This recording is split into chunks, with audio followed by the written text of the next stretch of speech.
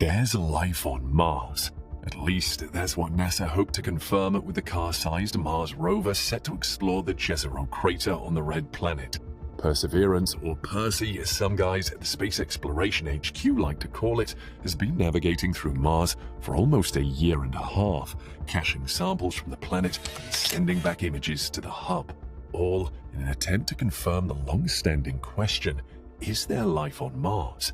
And you know what? There might be.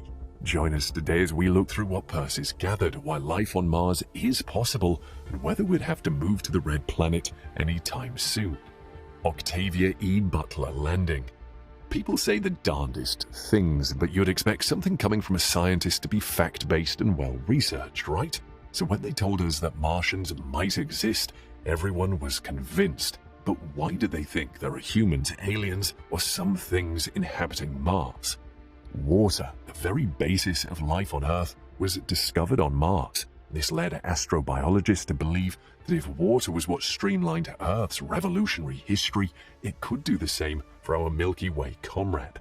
NASA's 2020 Mars mission might have had several goals, collecting geosamples, exploring surface topography, and more. However, the rover mission's primary purpose was to discover if life either still exists on Mars or that it ever did. The best place to look was where scientists believed there used to be water. Naturally, the area surrounding a lake or any large body of water would have the most habitants living in close proximity. The Jezero crater, Scandinavian for water, was chosen as Perseverance's 2021 landing site because the massive clay crater was believed to have once been a lake. Percy successfully landed in the crater in February 2021. The landing site was named the Octavia E. Butler landing site after the late African-American science fiction author. Scientists at NASA believe that the Jezero crater probably hosted Mars's longest river. Plus, they think that the lake existed for billions of years. According to their estimates, the red planet itself existed for a total of 4.6 billion years, much like Earth. This means that it's highly likely that there either was life on Mars, or the more exciting possibility that there still is. Sherlock. Scanning habitable environments with Raman luminescence for organics and chemicals. Yeah, we'll stick to calling it Sherlock. The spectrometer is a fine-scale ultraviolet device explicitly designed for Perseverance to detect organic matter in the samples that it's been caching from the red planet. Why is organic material important to NASA? Because the carbon-based material could only come from the feces or the decaying bodies of organisms, such as plants and animals. On September 15th, mission managers updated that Percy had found organic matter while scouting through 8 miles of the Jezero crater. The rover had been collecting samples from multiple ridges around the crater and discovered that 2 samples collected from Skinner's Ridge and Wildcat Ridge had the highest amount of organic matter ever found by a rover. Sunanda Sharma, an instrument scientist for Perseverance, later claimed that if the mission was to search for life on Mars, then the existence of such high levels of organic matter was a clue. Percy has a total of 43 sample tubes, out of which only 25 are due to be cached. The organic matter is stored in the car-sized rover and will be handed over to a sample retrieval lander and sent back to Earth for scientists to examine further. This would be a collaborative effort between NASA and the European Space Agency. ALH 84001.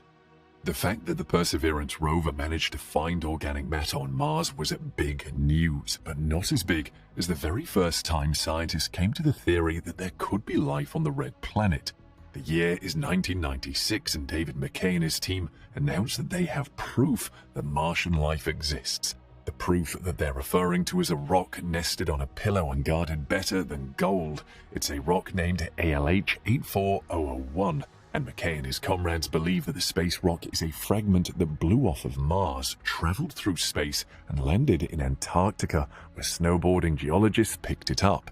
McKay went on to display the space rock and to open the panel for discussion. Is there life on Mars? Not surprisingly, the entire community was divided. And it wasn't just the average Joe who was skeptical, but McKay's fellow scientists as well. For example, William Schopf felt like the world was glamorizing nothing more than just an ordinary rock and insisted that the presence of organic matter, while a discovery nonetheless, was not tangible proof that life existed on Mars. Today, the scientific community is split 75 to 25. The majority believes that life did exist on Mars some billions of years ago, probably 3.6 billion years ago, because that's when the Jezero crater dried up. The minority believes that life still exists on the planet, and there may be a small percentage, and we're talking single digits here, that believes there never was life on the red planet. But that's what Percy set out to locate. Armed with cameras, microphones, and samplers, the rover is supposed to collect over 43 cached samples of matter from the planet, record frequency waves, test for the presence of oxygen, and more.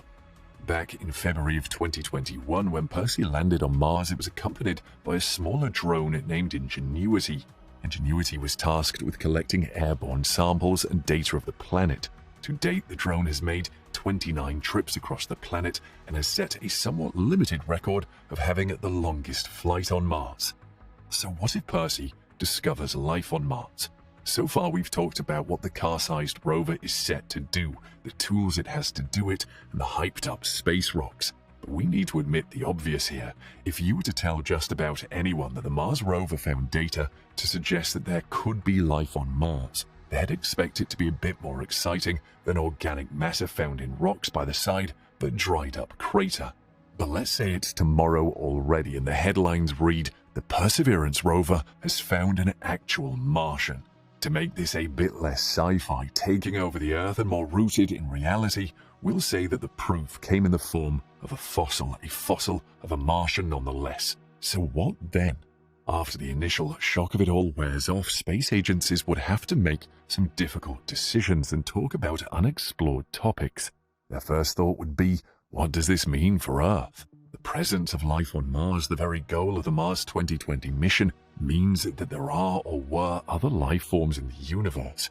Maybe Earth has counterparts living on different planets with different ways of life and means to sustain themselves. But life on Mars, current or past, would beg the question, where did it start first? That's something that has already been heavily discussed. Scientists believe that all life started in the same way, through a unicellular organism that turned into a multicellular one and triggered the evolutionary pathway. Life on Mars would have begun in the same way, but that life existed long before it existed here. This could either mean that the history of mankind actually dates back to another meteorite landing from Mars onto Earth with organic matter that transformed unicellular organisms into multicellular ones, enabling life to start here. Or it may be the other way around. But based on what Percy has seen, craters, deserts, and the general geopattern of a deserted planet, life probably started on Mars. But could we live on Mars? The multi-billionaire entrepreneur Elon Musk is always up to something that many would think is nothing more than just some bored rich guy trying to find a hobby. His endless ramblings on Twitter have people divided over whether to take him seriously or not. Still, Musk didn't get to where he is without being a revolutionary, an eccentric revolutionary at that. So Percy's discovered that there could be life on Mars, which suggests that the red planet is capable of sustaining life. People talked about this in 1996, which gave the multi-billionaire enough incentive to launch his space manufacturing company SpaceX. One of the 2002 company's primary objectives is to colonize Mars eventually. People have been signing up to be amongst the first to be able to live on the planet and possibly to capitalize from it in some way. However, scientists would advise against shifting permanently to the red planet. Why is that? Because while the existence of life on Mars would undeniably be revolutionary, it still wouldn't serve as enough reason for people from Earth to up and leave. This might be because of what Mars represents, that is, the decay of a planet after it runs out of water and fails to be able to support life on a massive scale as it does on Earth. Furthermore, the planet's topography and atmosphere are such that they cannot support humans who need oxygen and water to survive. Furthermore, the cosmic radiation on Mars is so unreasonably high that if humans were ever to step foot on the planet, they wouldn't be able to survive. This kind of undermines the whole plot of the 2015 film, The Martian. But what would a Martian look like? Everyone has their own contorted descriptions of what a Martian would look like, but the overwhelming majority seems to believe that they're wrinkled, prune-like, and bug-eyed. This isn't based on reality as much as the fact that it makes for great Hollywood shock factors. But what if Martians did exist? What would they look like? To start, they'd probably be a lot taller than most humans. Since we don't know the genetic factors that would have played a role, we'll base this assumption on environmental factors. Height depends on nutrition and physical activity. Martians would have been tall because they'd probably have been scouting through their planet looking for food and trying to compete against one another for what we can assume would have been a minimal supply of food. But would they have been wrinkly and prune-like? That's also debatable. Mars is approximately 222 million kilometers away from the Sun, whereas Earth is only 148 million kilometers away. Mars, while being primarily represented as a Sahara, is actually colder than Earth. If Martians had no body hair on them, they'd probably shiver up and die. But also the fact that the climate wouldn't have been able to allow for their creation in the first place. And the bug-eyed thing is still up for debate as well. The overwhelming radiation may have forced them to lose sight or develop a more protective orbit. But we'll only find out if an actual Martian ever intercepts Perse's path. Perseverance. NASA's car-sized Mars rover Perseverance joins the long list of rovers set to discover the existence of life on Mars as part of NASA's Mars 2020 mission. The rover has proved itself worthy of the effort so far by being able to collect organic matter from the surface of the Jezero crater. Is this enough to suggest that life does, in fact, exist on Mars? Not really, but as Sharma stated, it's a nudge in the right direction.